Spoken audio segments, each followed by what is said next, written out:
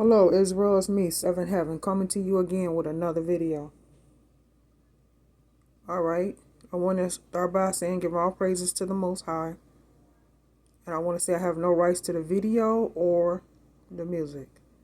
Only for educational purposes only. Hear that, YouTube?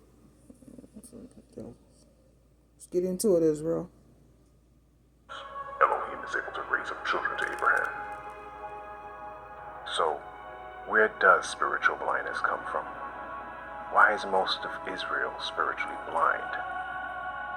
Essentially, it is because they are rebellious. Son of man, you live among rebels who have eyes but refuse to see. They have ears but refuse to hear, for they are a rebellious people. This is also why they can't receive the truth, and therefore the truth is never made plain by the Spirit. The truth, in fact, appears as a parable to them, being hard to understand and therefore accept.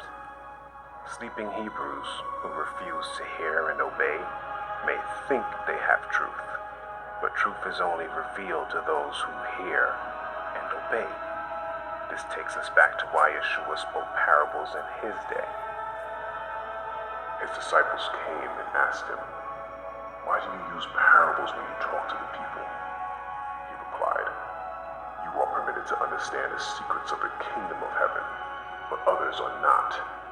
To those who listen to my teaching, more understanding will be given, and they will have an abundance of knowledge.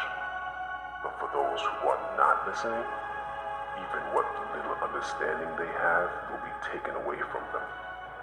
That is why I use these parables, for they look, but they don't really see. They hear, but they don't really listen or understand." This explains why people cannot see the simple truth of the Sabbath and the other laws that are very much in effect, whether Yeshua pre-existed or existed at all in the case of non-Messianics, believing that tithing involved currency and is still in place under the Levitical priesthood, or that only so-called blacks or true Hebrews will be saved and form the kingdom, while all other nations will perish, and so on and so forth.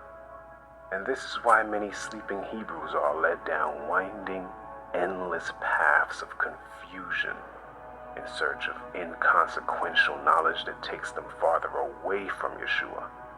But it all stems from rebellion.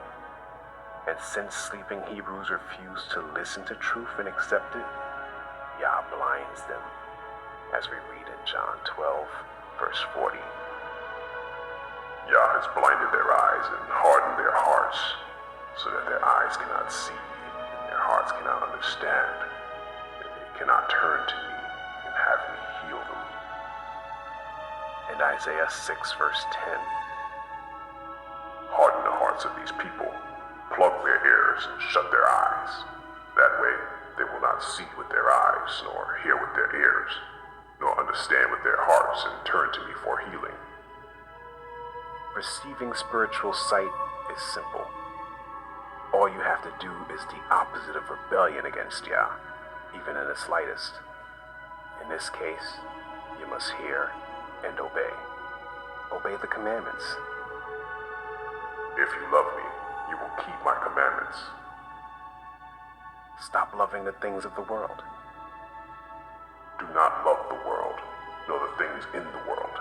If anyone loves the world, the love of the Father is not in him. Get back to reading scripture with a prayerful mind that opens directly to Yah. Open my eyes, that I may behold wonderful things from your law, and seek answers from Yah rather than man. Thus says Yah, your Redeemer, the pure one of Israel. I am Yah, your Elohim, who teaches you to profit, who leads you in the way you should go. Sleeping Hebrews also fear what is ahead, just like the wicked. But it is only the wicked who should fear. And while gripped in this fear that stems from seemingly inevitable things that will occur, like martial law, mass chipping, economic collapse, and the rollout of the New World Order, sleeping Hebrews continued to tread down the wrong path, searching out darkness rather than light, and being mesmerized by that darkness, which they think is light. Your eye is a lamp that provides light for your body. When your eye is good, your whole body is filled with light. But when it is bad, your body is filled with darkness. Make sure that the light you think you have is not actually darkness. These sleeping Hebrews investigate the movements of secret societies, whiling away countless hours sifting through age-old conspiracies that blacken the mind and increase their fearfulness, when in fact there is nothing to fear if you are truly awake and fully in Yah. Fear comes when we are not covered by the words of Psalm 23 verse 4, which just about every believer knows by heart in one translation or another. Yea, though I walk through the valley of the shadow of death, I will fear no evil, for you are with me. Your rod and your staff, they comfort me. From this verse, we see why sleeping Hebrews are fearful, because Yah is not with them. They're not doing the things that will allow them to enjoy His presence and protection, or sense His empowering love. Only those who hear and obey will receive this protection. Time and again, we are given the conditions for this. Those who love your instructions have great peace and do not stumble. Listen closely, Israel, and be careful to obey. Then all will go well with you. This is what I told them. Obey me, and I will be your Elohim, and you will be my people. Do everything as I say, and all will be well. But my people would not listen to me. They kept doing whatever they wanted, following the stubborn desires of their evil hearts. They went backward instead of forward. Oh, that you had listened to my commands. Then you would have had peace flowing like a gentle river, and righteousness rolling over you like waves in the sea. Oh, that my people would listen to me. Oh, that Israel would follow me, walking in my paths. How quickly I would then subdue their enemies. How soon my hands would be upon their foes. The greatest machinery the devil has used in these last days to keep Hebrews and people at large asleep, and therefore blind, is entertainment. Hollywood is the largest engine used to blow this sleeping dust on the masses. But as we mentioned earlier, music, books, video games, news, all these things are right alongside the main engine. What they all have in common is a spellbinding level of writing that seems to induce people into this spiritual slumber by way of some unseen magic. I'll let Alan Moore, a renowned British writer of graphic novels whose works are loved by Hollywood, explain it from an insider's perspective. My career as a magician continues to evolve. Since I, to a certain degree, believe art and magic to be interchangeable, it has seemed only natural. In all of magic, there is an incredibly large linguistic component. The bardic tradition of magic would place a bard as being much higher and more fearsome than a magician. A magician might curse you. That might make your hens lay funny, or you might have a child born with a club foot. If a bard were to place not a curse upon you, but a satire, then that could destroy you. If it was a clever satire, it might not just destroy you in the eyes of your associates. It would destroy you in the eyes of your family. It would destroy you in your own eyes. And if it was a finely worded and clever satire that might survive and be remembered for decades, even centuries, then years after you were dead, people still might be reading it and laughing at you and your wretchedness and your absurdity. Writers and people who had command of words were respected and feared as people who manipulated magic. In latter times, I think that artists and writers have allowed themselves to be sold down the river.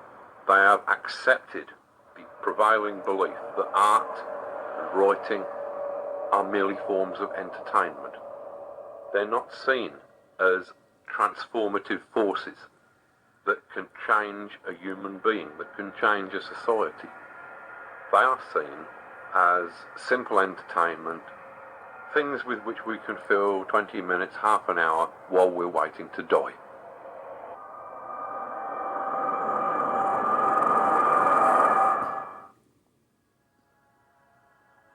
But art and writing in its various forms are not merely simple entertainment. They are indeed transformative forces used to mold us and shape us in the image Satan wants us to reflect. Remember that Satan is the dragon who deceives the whole world.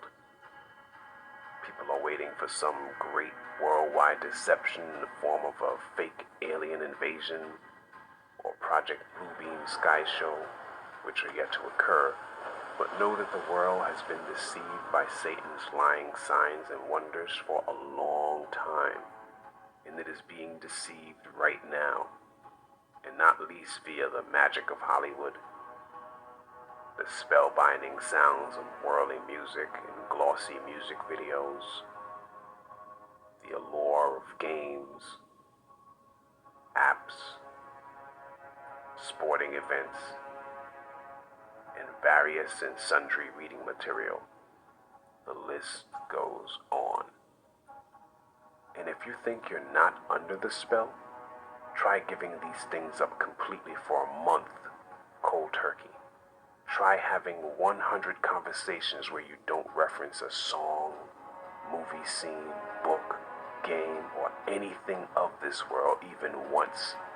Try to not recall anything from these everyday enjoyments during your moments of quiet for 1 week. It is nigh impossible because we've been programmed and are completely spellbound. Hebrews may or may not realize that the movies they watch repeatedly depict things that violate Yah's law, be it witchcraft and the use of magic, adultery, fornication, and whoredom, murder and violence, greed, wickedness, deceit, lustful desires, envy, slander, pride, and foolishness, among so many other abominations. Secular music, too, is loaded with lyrics that speak of unmarried intercourse and other unlawful relations, as well as violence, murder, and other evils. Similar things can be said for all other forms of entertainment that is shoved down our throats. But Isaiah 33 verse 15, Psalm 119 verse 37, and Matthew 5 verse 28 are verses that speak to guarding the eyes and ears from seeing and hearing evil and violence and things that lead to lust. Waking up from this deep slumber and reversing our spiritual blindness starts with giving these things up and turning back to Yah's plan for us, which is outlined in the scriptures. The day is coming when Yah will put an end to all this deception and witchcraft, as promised in Micah chapter 5, verse 12. But until then, we must be set apart to Yah.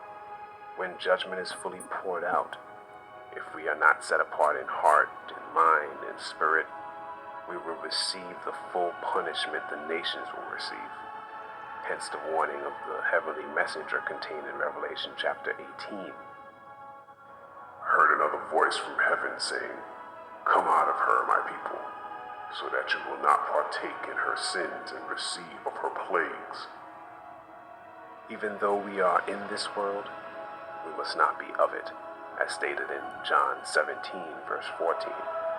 While ancient Israel was in the land of Egypt when the plagues fell on the Egyptians, Scripture tells us, "Only in the land of Goshen, where the sons of Israel were, there was no hail.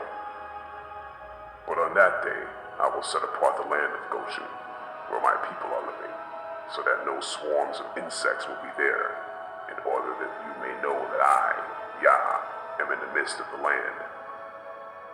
And Yah did just as he had said. The next morning, all the livestock of the Egyptians died, but the Israelites didn't lose a single animal. Since Israel is scattered among the nations, we have no choice but to witness all the plagues that will soon be outpoured in full. But if we are counted among the nations, as one with them in heart, mind, and spirit, we will receive the plagues. That comes from identifying with them and participating in the things the nations enjoy, like pagan holidays, unclean foods, their abominable entertainment, and all manner of like lawlessness. Instead, rejecting these things and choosing to embrace Yah and his ways and laws will cause us to only behold the plagues with our eyes. 1,000 shall fall at your side, and 10,000 at your right hand, but it shall not come near you. Only with your eyes shall you behold and see the reward of the wicked, because you have made Yah, who is my refuge, even the Most High, your habitation. There shall no evil befall you, neither shall any plague come near your dwelling. The kingdom is fast approaching.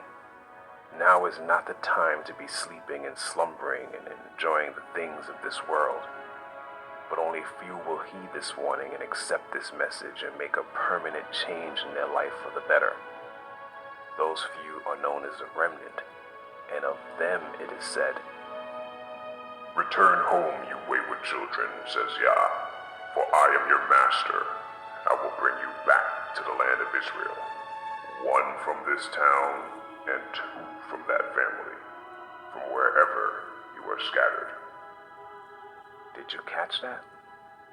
Yah says that he will bring us back to the land from wherever we are scattered, but only one from this town and two from that family. That sounds like a remnant to me. They are the ones who will be doing what is right up to the very moment the regathering takes place. Be among that remnant, you who are viewing this video. If you are asleep, if you are spiritually blind, it's time to wake up and receive your sight. Pray that Yah does this for you. Take it for what it is, Israel. Much love.